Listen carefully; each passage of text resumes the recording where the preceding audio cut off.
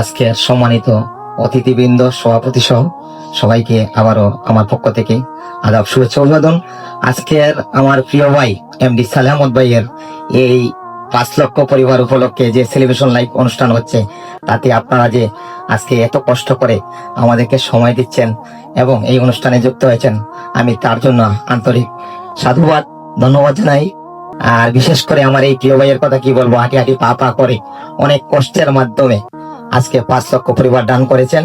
ওনার জন্য মন থেকে সবাই আশীর্বাদ করবেন, দোয়া করবেন।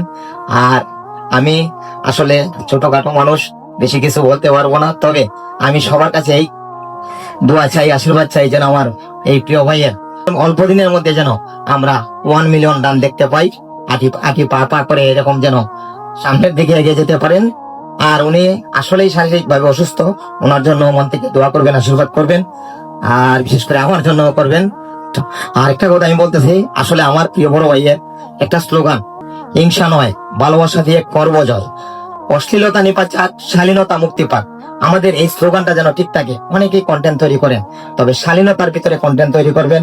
আমরা ইদানিং দেখতেছি আমাদের বাহুবল উপজেলার মধ্যে অনেক কন্টেন্ট ক্রিয়েটর আছেন। সবার প্রতি অনুরোধ রইল যাতে আমরা সব সময় শালীনতার ভিতরেই থাকি। ধন্যবাদ সবাইকে, আদাব, শুভেচ্ছা, অভিবাদন।